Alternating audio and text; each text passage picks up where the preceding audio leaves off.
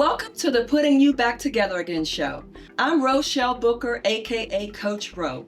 We've taken the show on the road and we're on location interviewing a wide range of businesses and organizations. Today we're talking about March Blackness, Black jobs that impact the world. Most people are gearing up for March Madness, selecting their teams and hoping that their brackets don't get busted, which happens every year. But I want to shine a light on March Blackness to channel your energy, focus, and celebratory activities to the Black-owned businesses that are making an impact in our local communities and beyond. March Madness brings us joy, laughter, tears, and anticipation, but all this excitement only lasts for a few weeks.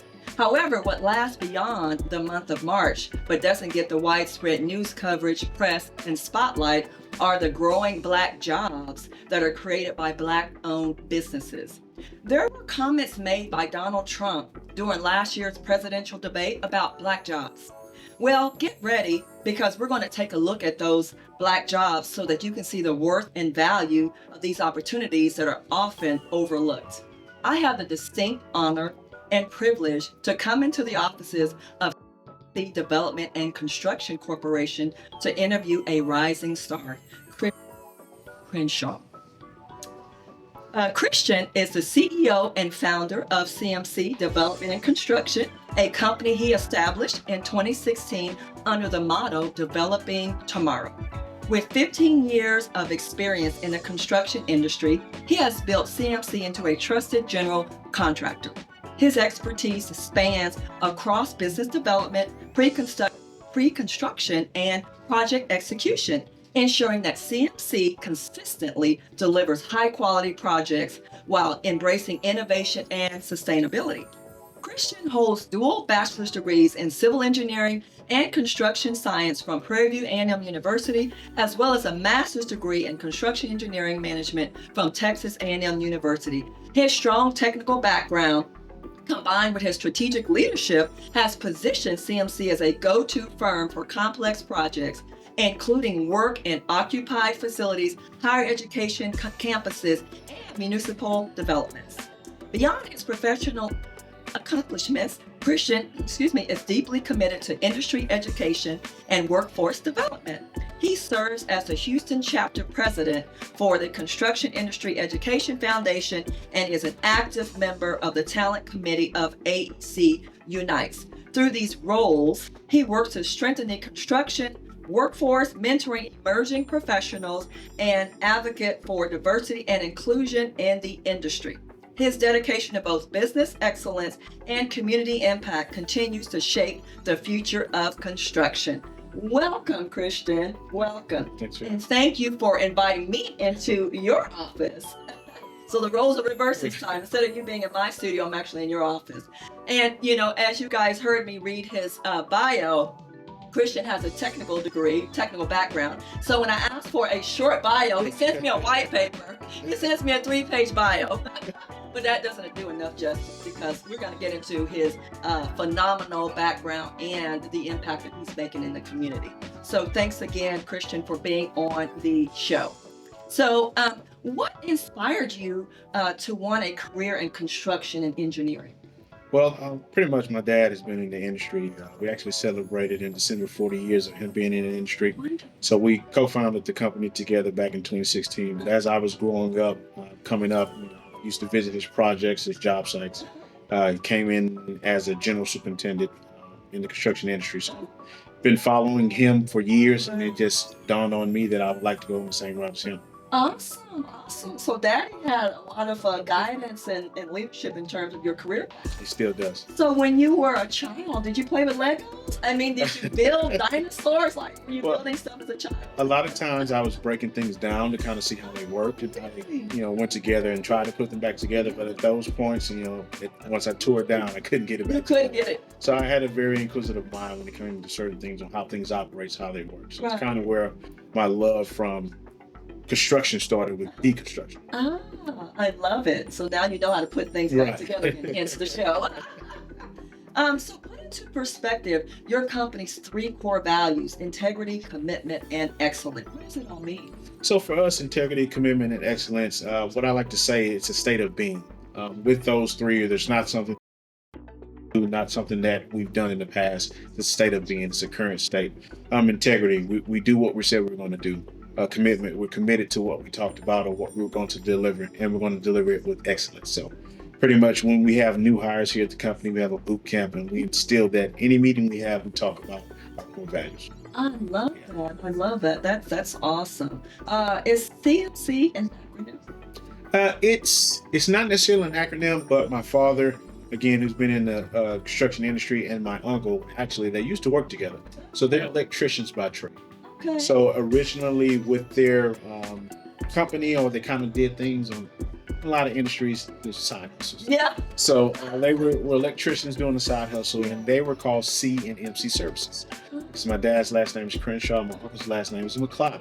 So C&MC Services. So when we founded the company, kind of want to pay homage to them and put together the CMC development construction name. Now, starting off, it was kind of difficult getting the entire name because you know, in the state of Texas, the name has to be perfect. Right. Can't mimic any other one. So we kind of went through a couple of variations of our name, but in the end, we got to CMC Development and Construction. Gotcha. This one stuck, huh? Yes, ma'am. You know, for some reason, when I saw CMC, I thought it meant Christians magnifying Christ, you know, as a Christian. Now, are you a Christian? I am. All right, so you're living up to your first name, isn't it? Yes, I am. So, how has your faith shaped your role as a leader?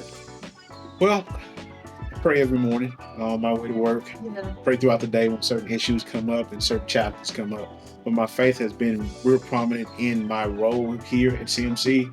Over the years, there's certain challenges that come up, so you have to keep the faith. You have to stay prayed up about it. Certain situations you may not be able to get psychological or guidance from, you know, a natural being. So you have to go to God for that guidance. Exactly. I love it. So you're actually applying what you're reading in the Bible. Oh, definitely. And I can attribute some of that to my my pastor and apostle, Charles Perry. He's very adamant about businesses. The church, go to Word of Restoration International Church. Okay. So he's very adamant about businesses and supporting businesses. So he's always a resource when it comes to information in terms of business, not just for personal life and personal growth in the faith, but a business in the faith as well. Oh, I love that. That's very important, right?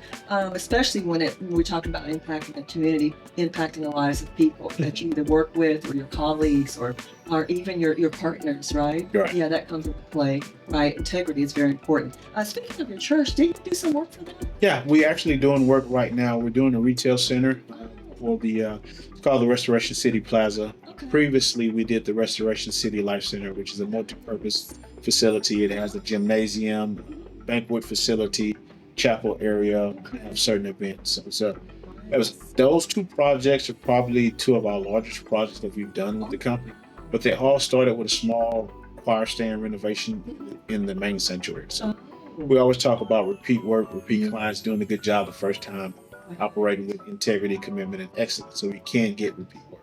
That's excellent. That goes a long way. Absolutely. Was that still a competitive bid, or was this driven by relationships? Mostly relationship driven as a private client, but we do a lot of public work where we do competitive bids. Okay. And that's a good point, because I was going to ask you about sort of your project portfolio.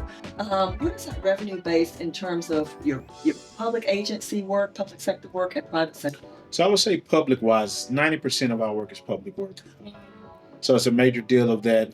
We bid on a lot of work. We compete with other general contractors in the industry.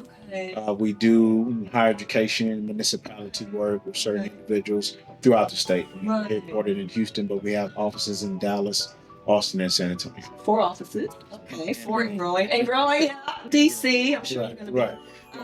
So to that point, public sector, as you know, our current presidential administration, they have been very, very adamant in rolling back DEI initiatives, right? Or I should say successful in doing that. How does that impact businesses like yours, where you are getting a lot of work from public sector agencies? It all depends on how you position yourself with those initiatives. With me, I like to tell people all the time, we're not a minority contractor. We're a contractor that happens to be comprised of minorities. We're going to do what we said we're going to do. We're going to operate with excellence. You're going to get great product. We're going to be on time. We're going to be on budget. So certain instances like that, it doesn't necessarily bother me, because the way that we're set up, we don't want to lead with the DEI movement. We want to be valued for our worth, our work, and what we do. Right. Okay, so contrary to, has it ever impacted you in a negative way where you did get contracts because you felt that they saw you as a DNI or Black owned? I could say there have been instances where we felt like we should have been awarded the project and we weren't. I don't want to say it's solely because of DEI initiatives or the lack of for that particular vendor, but I mean, you can always speculate there might be some concerns or whatever the case is.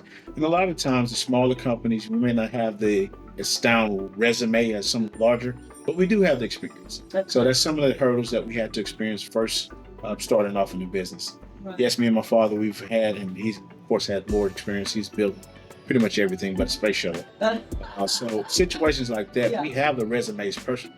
A lot of companies, they want to see what has your company. And I combat that with, well, the company's not the one who's going to build the building. The people are. So the people have the expertise. And they have the support from the company. Right. And as we are leaders in the company, we do support all our individuals on all the projects that we have. Oh, I love that. So do you guys roll under like bigger general contractors sometimes? We have in the past the strategic partners we do with certain entities, depending on the size of the project. We're very big on supporting others. Scratch our back, scratch yours. Yes. But at the same time, we have the capabilities to stand alone and tackle projects on our own. So I would say maybe about 5 to 10% we've done partnerships with other general contractors. Okay, that makes sense. And I love your tagline theme, developing tomorrow. I mean, it resonates all through the office, right? And it also aligns with my strategy as a professional coach to help people build a better future. So how does your company help clients to develop and build a better future? Well, for us, developing tomorrow, that motto is not just building buildings for the future. We like to develop relationships with the people we build with and the people we build for. Right. A lot of what we do, and I guess it's a reason why we do a lot of public work, because what we build affects the communities that we're building in. So it's for those end users, whether we're building the community center, that's for the residents, whether we're doing things in higher education, those for the student and faculty, whether we're doing municipal facilities, parking lots, whatever the case is, it's for someone to use. So I teach people that we're not building just for $1, building to have a building. What we're building is going to impact somebody somewhere. So make sure we keep into account. If we were to use this facility or use this space, how will we be affected how the build is? Right. I love that. So I love that how you bring your vision into your projects, right? And what you embrace, what you believe in. That definitely comes through in the project that you guys do and how you manage those projects and execute on those projects. I love it. So having a blueprint in life and in business is very important, as you know. This is what lays the foundation in which to build and grow. What blueprint would you attribute to your personal and professional growth and success? Well, I'm heavy on research. I'm a big fan of there's nothing that's new out. You just have to find out where it is, who's done it. There are lots of examples. Google's out there. AI is out there. So you can find examples. It's more so just taking those blueprints that someone has used before, tailoring it to yourself, seeing what works. You can't reinvent the wheel. So just take it and just try to make it better. Make it work for you. Make it work for your career personally. Make it work for the company as a whole. Absolutely. I love that. And transformation is also a core pillar for me in terms of what I do, not only for clients, but for myself. So one of your projects is DFW Airport. Describe how you transform that airport. So basically in that situation, there's a blueprint, there's a need, and there's something that the client is looking to get. And this can basically be transferred across all our projects. There's a certain need, there's a certain want. What I teach everyone and what we try to do here at CMC is understand that need. So we can not just build it again, we understand what we're building for. It makes the job a lot smoother because you understand the client's perspective, what they're looking for. Right. It helps you get everyone else on board as we have subcontractors to show them the vision as well. So it just makes for a smoother process in the job. Right. Now, what's your biggest contract? My biggest project, or our biggest project right now, is, I believe it. In the past, it has been the Restoration City Plaza. That was about a $5 million job. But we do have a backlog of some projects right now that's touching around the $10 to $11 million range that we're getting ready to start here in the summer. Wow. And that's multi-year, like a 2-3 year? But we've been working on this one since 2023. It's finally coming to the forefront of actually getting the construction done, doing what we call the CMEVERS project process. So we have done a lot of pre-construction for the last couple of years. Now we're getting to the point where we're going to actually get the boots on the ground. Okay, for those people who are new, are not very aware or knowledgeable of the industry, describe that pre-construction phase. So basically, for us as a general contractor, we come in alongside the architect who's usually doing the design and the actual blueprints, and we're there just to help them make the blueprints better. In our industry, we call it the AEC industry. We have the architects, engineers, and contractors. So at times, what the architects and engineers may draw may not necessarily work out in the field for people who's actually putting it together. So we like to come in on the forefront and the design side of the pre-construction phase to be able to assist them to make sure once we do get to construction, there's no hiccups and the process runs smooth. Yeah. So tell us about a time, if there was a time, that a project went sideways, and then how did you manage that? So, and manage the relationship? I can say that every project has its challenges. Every project has the potential to go sideways. It all depends on how you manage it. As construction managers, we tell our clients we're here to take away the headache from you. Right. Certain situations, and I can name a lot, so I can't really narrow it down to one because every project has challenges. Yeah. But it's about how you react to them, how you recognize this challenge, how you collaborate together to make sure we get a solution that's best for everybody. Right. And were you able to keep the project after that, the relationship going? Right. Okay. Right. Now, there are some instances where you may realize that, hey, it may not be a good fit for each other as far as client and we're concerned. Right. I mean, that's business. Not taken away from either sides or either parties, but there are some people you may do business with one time that you feel like you may not necessarily want to do business with. Until another situation, maybe they need to grow, maybe we need to grow, maybe there needs to be a change. But you have to have professional maturity to understand not every single relationship is going to go as you want it to. Right. And that's part of your spiritual journey, right, as a man of faith. Exactly.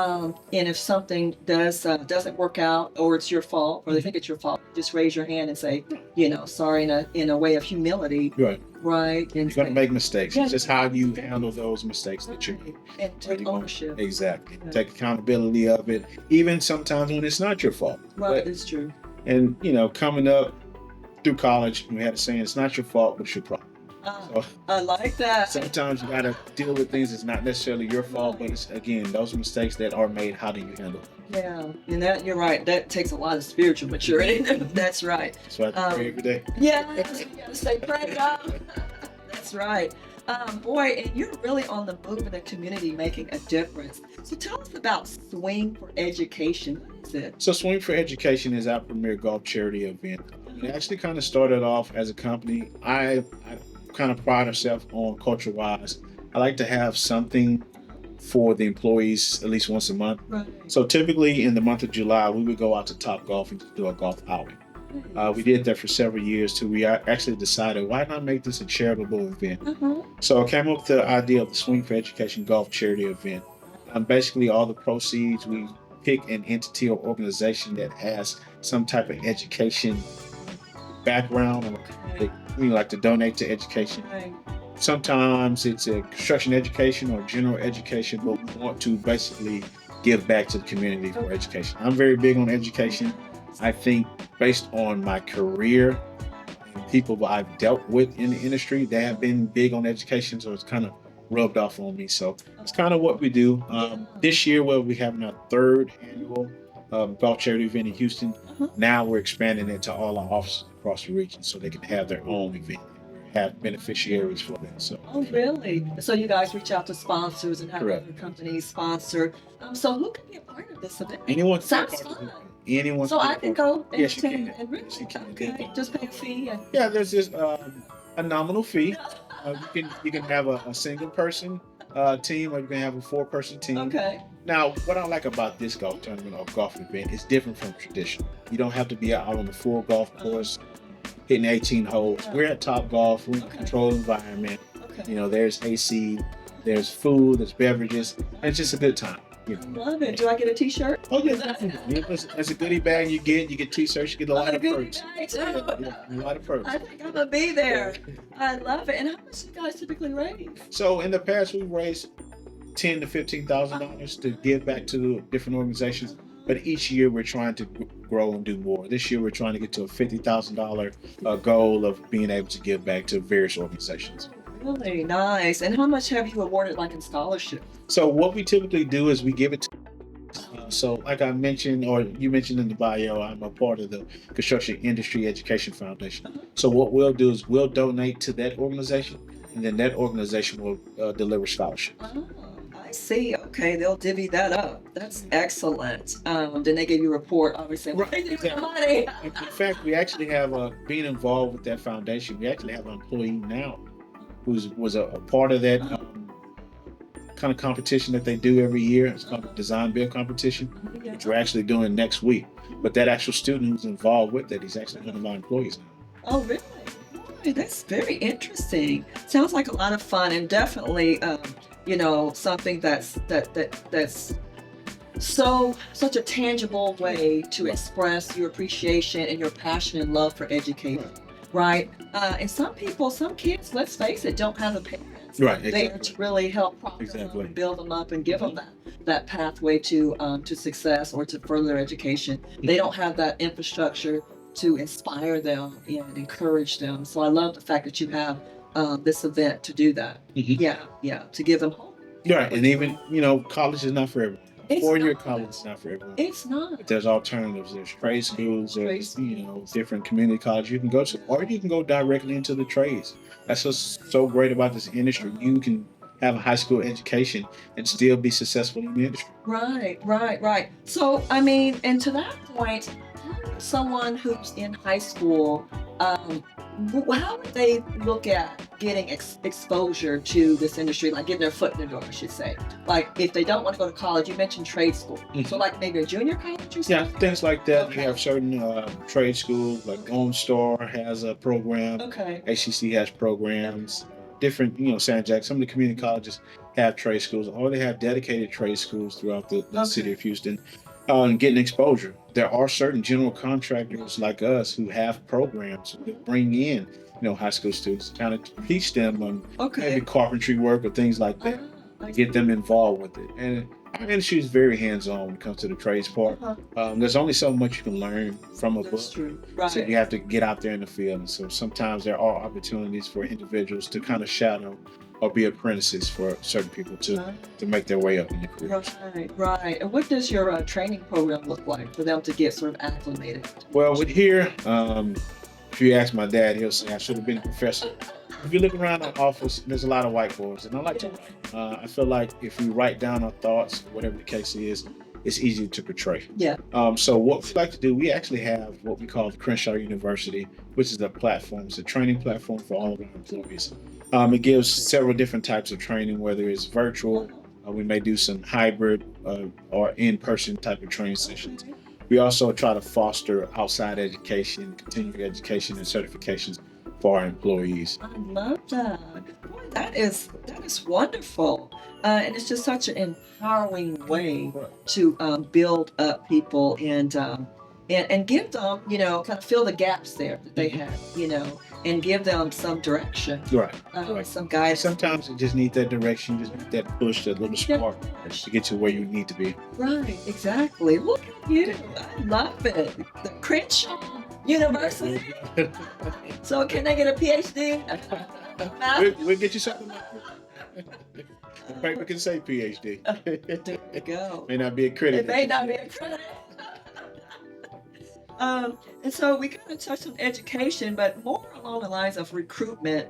And you mentioned you do offer internships to college students or? We do offer to college students. There are entities or sometimes where we can partner with others who may have, not in college. We're actually trying to look at developing a trade or workforce development program as well to be able to take non-college students in as well. Oh, really? Okay. And then when you guys do go recruit, do you go to colleges like HBCUs? Yeah. Where do you guys go? So I'm a graduate of Prairie View, so I'm always going back every year to Prairie View. It's a career fair. We're expanding out now. We're going to Texas Southern in Houston, and just wherever we have offices, our goal is to recruit locally in those offices. Yeah. So as we continue expanding across the U.S., we'll be at more HBCUs around the country. I love that because unfortunately a lot of predominantly white schools aren't going to HBCUs to recruit, especially, in a technical field like engineers. Prairie View, as you mentioned, has a great engineering department. the school. So why not go there? It's just, yeah, kind of amazing that we don't see more non-Black schools or non-Black business recruit. In fact, when I was in college, as far as like for the AC industry or the built environment, we didn't have now we have a specialized career fair, but we didn't have that when I was in school. We would have to go to Texas A&M to meet with those companies, but now it has evolved, and a lot of those companies that go to Texas A&M now come to Prairie View. Oh, they do. Okay, we're seeing more of that because diversity is just so important. It is. I mean, if you, as a CEO, if you take diversity out of an organization and not make it a priority, what do you think would happen? It'd be very bland. Right. It'd be bland. Right. Even, for me, diversity doesn't necessarily mean your race, Exactly. ethnicity. You can be very diverse just in personalities or upbringings or different backgrounds. It brings Cultures. bring a bit of seasoning, to the workplace. I'm all about having a good time, having fun, but still getting your work done. If everyone is the same, it's kind of, you can say two peas in a pod. Right. You kind of may get upset a little bit, someone who's just like you kind of clash at times. So just try to spice things up, have a diverse pool of people. I love that. And are you seeing more women get into this field? We are seeing more women get into the field. Women are great. We just actually... Women are wonderful. Amazing. No bias here. Right. We just had, at the beginning of March, we had the Women in Construction Week nationally. So it gives a time for us to kind of recognize the women that's in the industry. But it is growing. It is definitely growing as far as women in the construction industry. And we see that because I also have spent some time in my career in working with engineering firms as a consultant and as a marketing executive. And I tell you, there were women there, but women were not moving up the ladder. So they'd be like PMs, project managers, right? So, but are you seeing more growth? Oh, right. Okay. And here we try to. I don't try to limit anyone's growth. I try to, if they have the desire and the growth aspirations and goals, try to support them. Whether it may be, okay, let's get you set up for this certification program. Let's get you this continuing education to help you. We're here to support. I tell people all the time, we're here to support you as an employee. Yeah, that's absolutely true. I love that. And so we talked about, college not being, for everyone. What do you say to, if you're talking to high school students, as you're mentoring, young adults or young kids, how do you steer them in the direction of STEM, like the STEM program, right? How do you open their eyes and their minds to that, to considering the field? Well, one, I think one of the challenges with that is a lot of people have preconceived notions about STEM and the industries that we're in. So first you have to break that down. Everything is not as difficult as they make it seem, but you also have to find a passion for something. I teach people, find something that you're passionate about. Find what that is and then go into that. Try to pursue that. That may be in STEM, that may be in different, aspects of the industry, maybe in business, maybe business management. But even with that, I try to teach them that not only just go business management, find something technical that you can get into. Business management is always going to be that. You want to find something technical. That way, when you have your business, you can talk technical about that business. Well, that's true. Now, I wasn't technically inclined. So when you say technical, because there's no way I could have succeeded in engineering. So how would you describe that? Just peel that back a little bit. So, certain things, people have goals of what they want to do. It doesn't necessarily have to be, for an example, let me just say, I had a clothing line, right? I want to have a business for a clothing line. It's great to have a business management degree, but try to figure out something a little bit more in depth about clothing. I got you. What makes it work? Okay. What's the best fabric? Things, be more technical about that business. That way, you can make yourself stand out. Okay. I'm very big on making sure that we not only do something just in our comfort level, get out of our comfort zone. Right. If we want to have a clothing line business, that's great. If we want to sell shirts out of the back of our car, that's great. Right. But take that as a point of starting. Now try to get your clothing in stores. Now try to make a monopoly. Get your own setup, your own, boutique or whatever the case. That's right. And part of that is goal setting. That's what I teach my clients too, about setting smart goals. You're absolutely right about the technical aspect of it. I just wanted to make sure our audience knew what you were talking about. But you do have to understand what you're doing, why you're doing it, to your point. Have passion. And then if the industry is crowded, how do you separate, how do you set Right. yourself apart Exactly. and create that space, that separation from your competitors? Yeah. So it's important. Yeah. Very important. Yeah. And so to that point, what is your value proposition? How do you guys set yourself apart from competitors? There's a lot of great companies out there, a lot of great general contractors.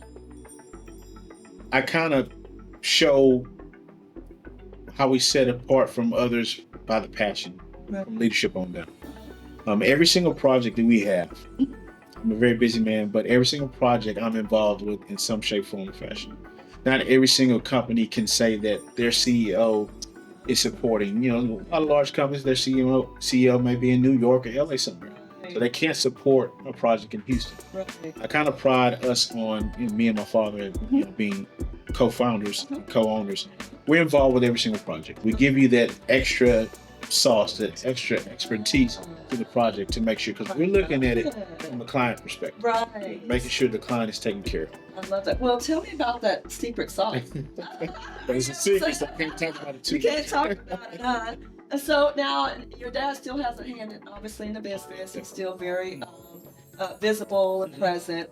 So how do you guys make decisions? Like, is it his call, your call, or do you guys just kind of collaborate? If you ask me, I'll say it's his call. If you ask him, I'll say it's my call. But we take each other as a partner in everything we do. Okay. By business standards, I'm 51% owner. He's 49. That's 49. But voting standards, it's 50-50. It's 50-50. We consult each other on everything. We don't always see eye to eye, but I'm very big on, if I don't see it your way, I want to understand your way, at least, before we make a decision. But a lot of times he lets me make that final decision.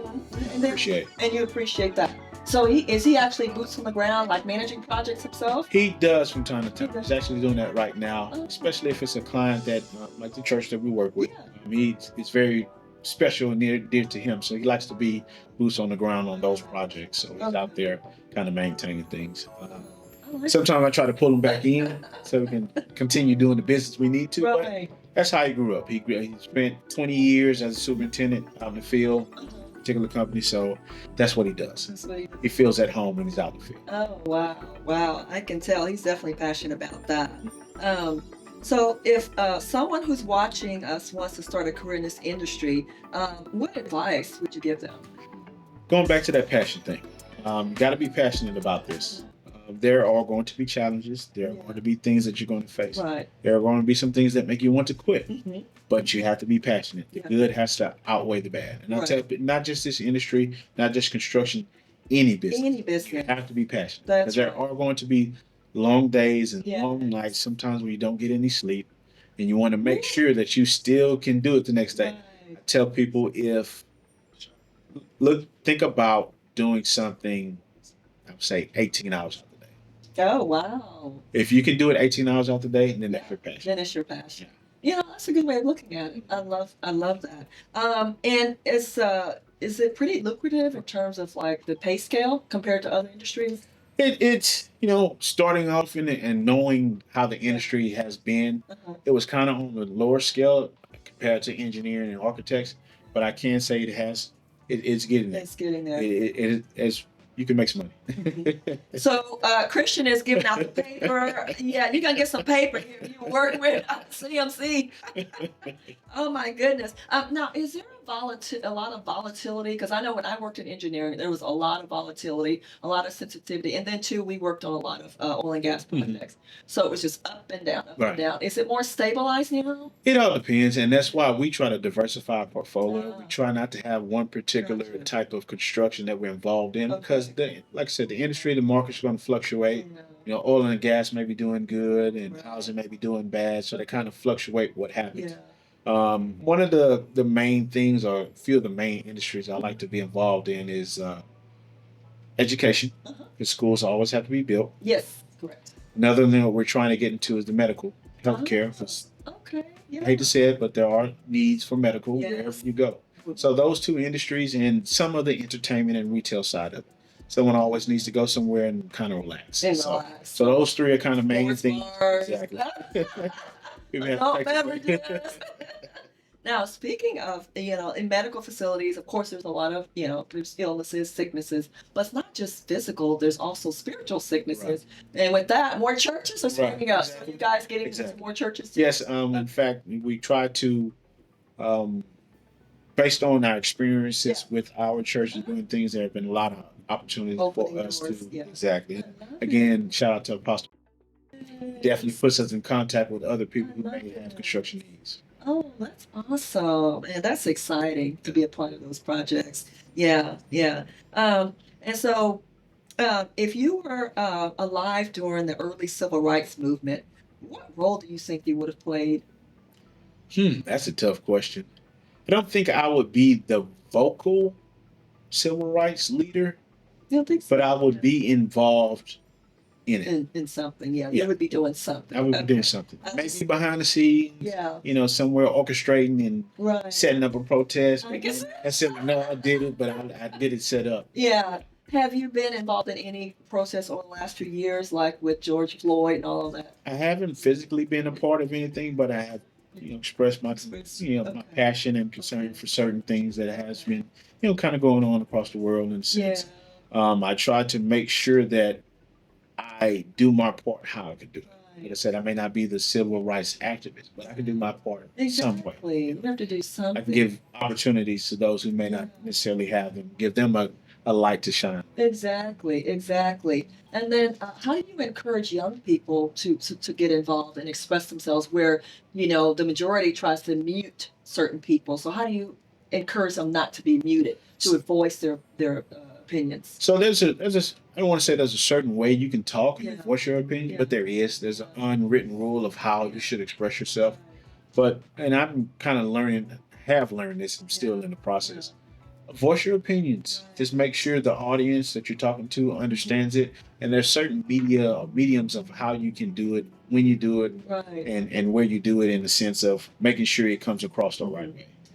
Kind of want to think about what you're talking about, making that person feel what you're saying and not just hear what you're saying. Not just hear it. Right. See, you walk the talk as well. Right. And then there's a lot of, obviously minorities, people of color, women who are a little disheartened with the rollbacks of DEI and affirmative action. What do you say to those people to keep them, keep their light burning? We're still needed. Yeah. Still needed. Whether there's an initiative for it or there's a law for it, you're still needed. So keep going. Right. Just keep going. Just don't give up, right? Don't give up at all. Yeah. That's awesome.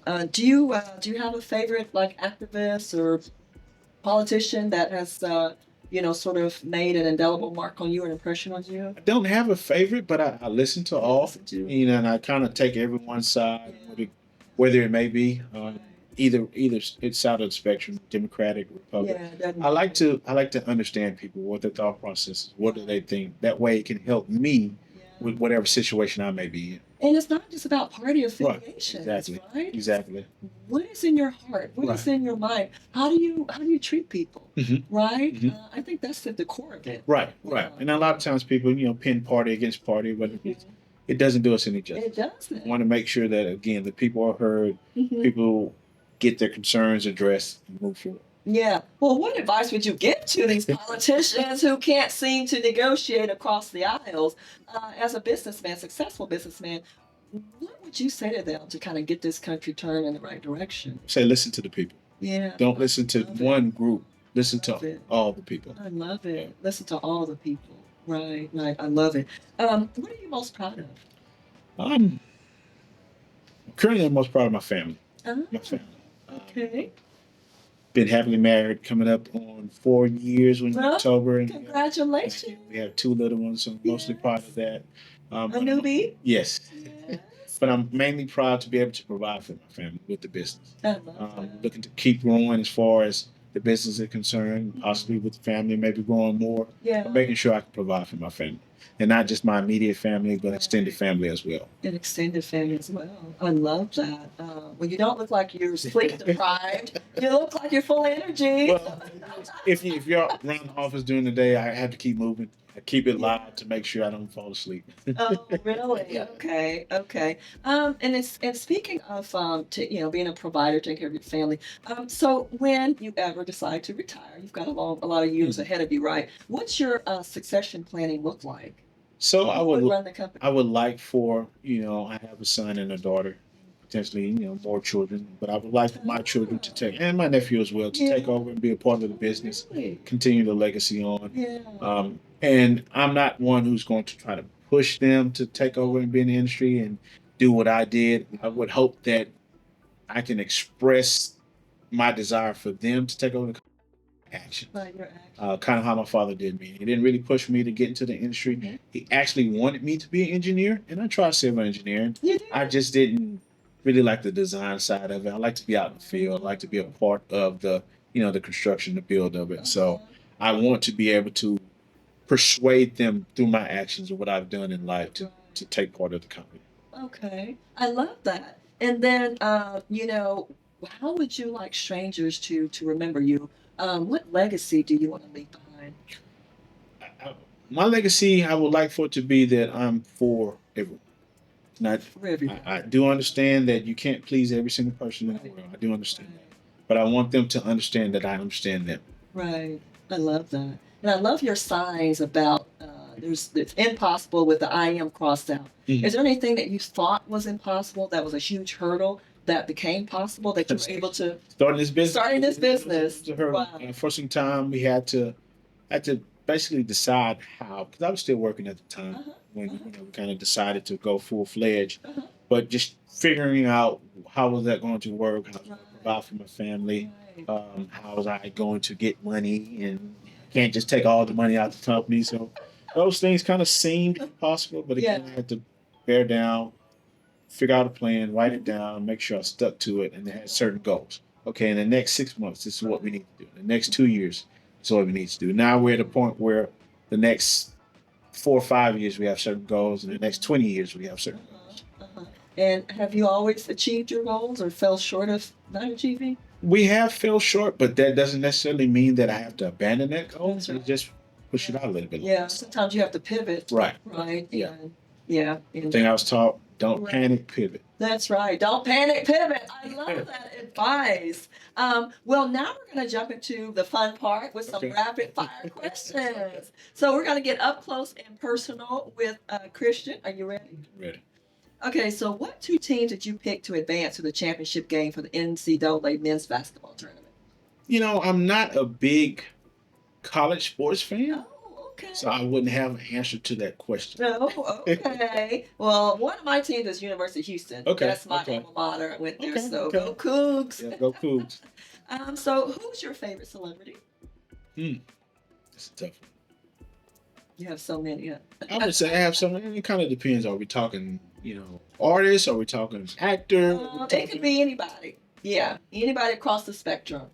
Anybody jump out at you that you would love, like, to just meet them or get their autograph? Or I guess at the point where I'm at right now, Sterling K. Brown. oh, okay.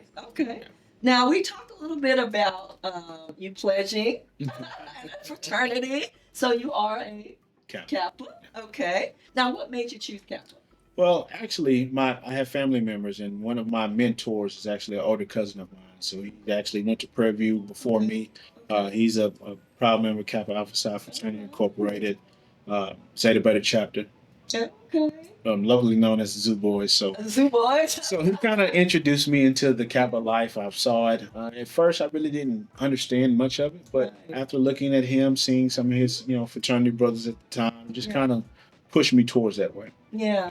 And, they do so much in the community, Mhm. the fraternities and sororities. And of course, there's the downside, the dark side of now that's been emerging with all the hazing Mhm. going on. The recent, incident in Louisiana, Baton Rouge, where one of the young men was killed as a result of hazing. Right. So what do you say to these fraternities and sororities who are just going beyond the boundaries and just doing, just overreaching, and now it's becoming harmful and hurtful? What do you say to them?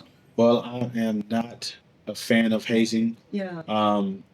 Some people psychologically feel like it has to be done, Yeah. but I can say that it doesn't have to be done. Right. There are certain ways that you can, I guess, talk with someone or deal with a person without actually having to physically harm them. Right. Right.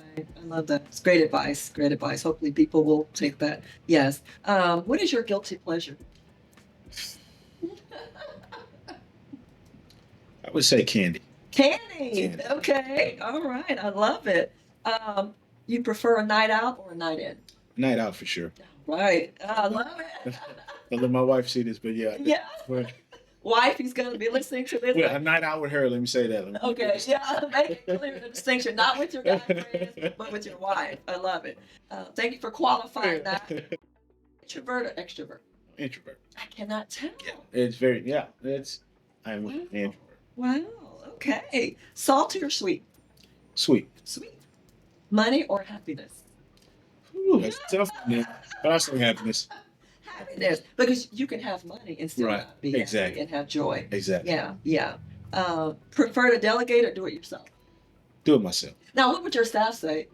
Do it myself.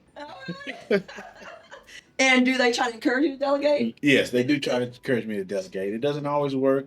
I just feel like sometimes I can do it faster. I can teach you along the way, but Right. sometimes we're just in the crunch. You need to get it done. And I'm working on it. You're working on that? Working on So that. that's your room for improvement? Yes, it is. More delegation. Is that going to be on your performance evaluation? It is. It's there. It's there every year. Is there every year? Well, because you don't want to stress yourself out. Exactly. right? But I also don't want to stress others out. And then, That's true. there's certain things I can do a little bit quicker, so I don't want them to get the stress. Especially when it's crunch time, we have a need to get That's something true. in. Yeah. Just take care of it, and I'll show you afterwards how to get it done, so you can do it next time. Right. And you also want them to feel empowered, Right. that you trust them too. So is it kind of I guess, a balancing act? It is a balance. Okay. For sure it is. Okay, gotcha. What's the best advice you've ever received? Best advice. There's always tomorrow. There's always tomorrow. There's always tomorrow. I love that. And your motto is Development tomorrow. tomorrow. All right, I love it. What's your biggest fear? My biggest fear is failing. And Okay. what? Everything. Just to a Really? point where everything fails. Really? Yeah. It's my biggest fear. But it's impossible for God to fail. Well, So exactly. back to your faith. Yeah, man of faith. I love it. What's your recipe for success? My recipe is taking bits and pieces and little seasonings from others, Ah, putting it together, I love that. kind of like a gumbo. Ah, that's a good analogy. Yeah, like a gumbo. You obviously you love gumbos.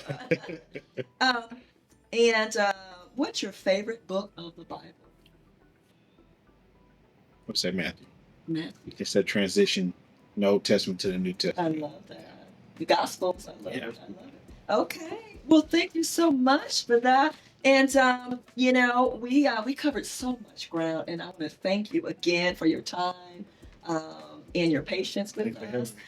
me. And we want people to stay connected Mhm. with you. So, how can they stay connected with you? So they can go to our website, CMC Corp, Charles Mary Charles, CORP as in Paul, .us, or they can follow us on social media, CMC Corp TX. Oh, okay. Awesome. Awesome. Well, we had a terrific time learning about the diverse aspects of Christian's business, his impressive accomplishments, and the ways in which he's giving back to the community. As you can see, this Black entrepreneur understands that his candle can only shine bright if he uses his blessings to light the candles for others to help them come up and optimize their.